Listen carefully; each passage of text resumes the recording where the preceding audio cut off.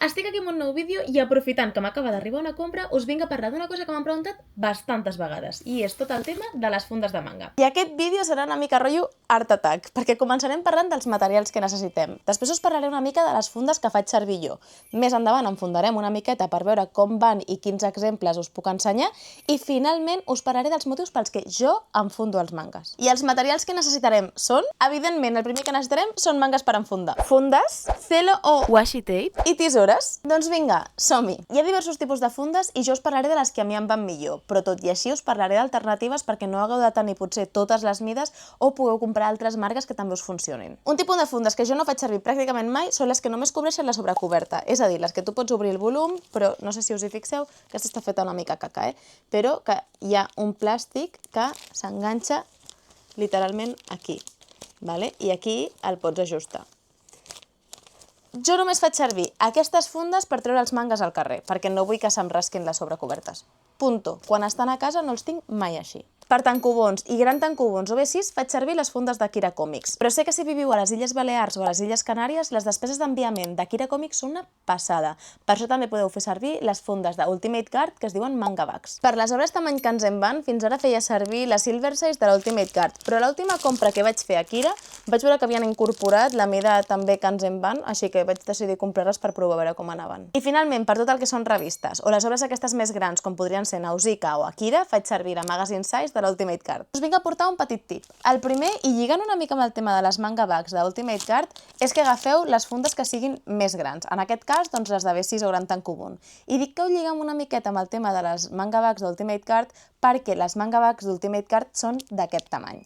Què vol dir això? Que o no us importarà tenir els mangas una mica sueltos o si no el que podeu fer és ajustar-les. Jo ara us ensenyaré a ajustar una miqueta, I per altra banda, si us esteu fent obres com Nausicaa, però també us heu fet Tokyo Revengers i us voleu enfundar tot superbé, el que podeu fer és agafar les Magazine Size i ajustar-les també. Però ara anem a posar-los mans a l'obra. Abans de posar-los a enfundar és el moment perfecte per recordar-vos que si no esteu subscrits al canal, no sé què espereu, doneu-li a la campaneta, em seguiu i tot. La mida Shinsho d'Akira Comics és per mangas tankobon, com podrien ser Jujutsu Kaisen, Chainsaw Man, Guardians de la Nit, Minecraft, etc. Aquestes fundes tenen com una pestanya que és més llarga, no sé si veus que veieu que la funda s'acaba aquí? Doncs jo el manga el poso amb la pestanya llarga entrant per la portada, li dono la volta, faig com un regalet, plego les cantonades, hi ha gent que no ho fa, però a mi no m'agrada que les cantonades quedin com sortides, perquè ens entenguem, i posem una punteta de washi.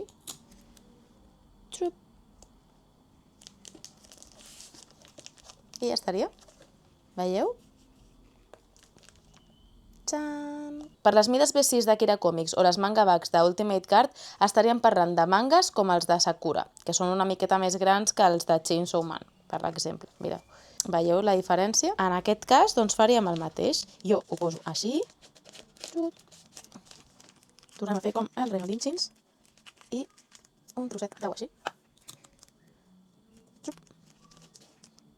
Però com us he dit, en cas que no vulgueu tenir més d'una mida per a aquests volums més petitets, el que podeu fer és comprar només les d'aquesta mida, els enfundaríem, com estàvem fent fins ara, i aleshores jo aquesta part la faig amb celo, ajustaríem la funda per aquí, per la part on hi ha el llom de les pàgines, perquè ens entenguem, i aquí li posaríem uns celos perquè això es quedés ben fixat en aquesta mida. A mi aquí m'agrada ficar-li celo perquè jo faig servir washi tapes perquè són més pràctics per obrir i tancar la bossa després, però en canvi el celo, si és bo, es queda molt més fixa i no s'ha de trencar la bossa per treure el manga si te'l vols tornar a llegir. En aquest cas, com sobra moltíssim, el que faig és tallar i igual faríem els plecs i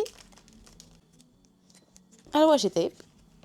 I aquí tinc dos exemples, perquè fins ara feia servir la Silver Size de les Comic Bags de l'Ultimate Guard, però com l'altre dia comprant a Akira vaig veure que tenien aquest nou tamany màximum i no l'havia fet servir i les altres, la veritat és que em van molt bé, doncs vaig decidir provar-les. Una de les principals diferències que hi ha entre les dues fundes és que les d'Ultimate Guard en aquest cas porten un cierre adhesiu, que jo no faig servir literalment mai. Doncs igual que hem fet abans, en el cas de Naruto l'haurem de ficar i l'haurem d'ajustar una miqueta perquè, evidentment, tot i ser més gruixut, no està pensat per aquesta mida.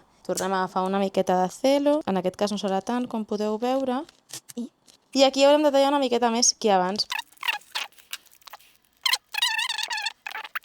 Us ensenyo una mica el que us deia del washi. El celo no és tan fàcil de treure, però en canvi el washi, mira, xup, no deixa marca i la pots obrir i tancar les vegades que vulguis. A veure, evidentment és washi, si s'està molt temps es resseca i es trenca, però com és paper només has de ficar una nova tira a sobre i ja està. I en el cas d'Evangelion l'enfundarem amb la funda de la Ultimate Card perquè veieu que són iguals pràcticament. El que sí, com podeu veure, en aquest cas li va com un guant,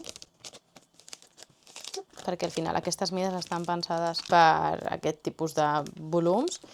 I jo aquí tallo una miqueta perquè com té allò de l'adhesiu, de normal les trobo massa llargues. I ara és el torn de les vagues ink size de les Ultimate Card, que us he portat 3 exemples perquè podeu veure com queden en els 3 casos. Comencem per Nausicaa, que ja veureu que la funda aquesta li queda enorme, però clar, és que tampoc ens hi cap en una de les fundes que ens en van. Aleshores, tornem-hi. S'ha d'adaptar a la situació. Tornem a agafar 2 telos. 1 i 2. I tisores, perquè això torna a quedar molt llarg. Evidentment, tot el tema de les tisores i així és a gustos personals. Si us fa més mandra i no voleu tallar, doncs no talleu. Simplement, amb el que us queda, li doneu cap amunt. Jo, mira, sóc així. Ara és el torn d'Akira, que Akira, com és més gordet, ja... Jo, per exemple, aquest no l'adaptaré, encara que li sobri una miqueta, tampoc me vaig a matar, no li sobra tant. De baix queda perfecte, així que pleguem cap amunt i washi tape. Perfecte. I l'últim que tinc per enfundar és una Kokohana amb aquesta meravellosa portada de Kiko Higashimura, d'aquesta obra que em moro perquè arribi, ja us en parlaré algun dia. En principi aquestes bosses estan fetes expressament per això. En el cas de les revistes no acostumo a plegar-les de sota perquè queda més just que amb Akira, veieu? I només queda així, per tant prefereixo que me cobreixi tota la part de sota. Així que això només ens queda posar-li el washi tape. Voilà, ja tindríem. I ara és el moment perfecte d'explicar-vos per què jo enfundo els meus mangas. Així que he preparat uns quants exemples perquè pugueu entendre les raons per les quals jo em sento molt més tranquil·la fent-ho. Amb Yotsuba tenim el primer exemple, i és que, no sé si es veurà bé, espero que sí, però el volum 9 està bastant més engruguit que el volum 10. I és que els lloms blancs tendeixen a engrugir-se molt si no estan enfundats. Amb Tsubasa, les cròniques perdudes, veurem el segon exemple. I és que aquesta col·lecció la vaig comprar de segona mà, i potser així no es veu tant, però què me'n dieu si faig així? Ah, quina diferència de color, no? Doncs això és bàsicament perquè aquests mangas estaven així posats i la pols els anava caient a sobre i al final es van quedar d'aquest color. I seguim amb Tezuka amb una raó bastant similar a la de Tsubasa, i és que, tot i que en aquest cas és veritat que estan blancs nuclears, aquí, no sé si ho podreu veure bé, però hi ha uns piquets grocs. I això és una mica el mateix, això passa perquè no van estar protegits els mangas en el seu moment i s'han fet aquestes taques. Aquesta és la raó principal per la que enfundo els meus mangas. I és que fa molts anys ja vam tenir humitats al pis i... Puc veure així també? No es van arribar a mullar, però la humitat va calar en ells. I tot i que ara estan secs, les pàgines estan superrígides. Si haguessin estat enfundats, doncs això no m'hagués passat, perquè el problema no va ser que tinguessin contacte directe amb l'aigua. El problema va ser que hi havia humitats a la paret i això va passar al paper, perquè al final els mangas són de paper. I amb Jan, la lladre kamikaze, us parlaré de les dues últimes coses. La primera és que, tot i que veieu els colors de les portades supervius en els dos casos, un cop les tirem... Què ha passat aquí? Què li ha passat al pobre logo de la Ribbon aquí? I això passa per dues raons. La primera és que no estava ben protegit i la segona és que li ha donat massa llum solar directament.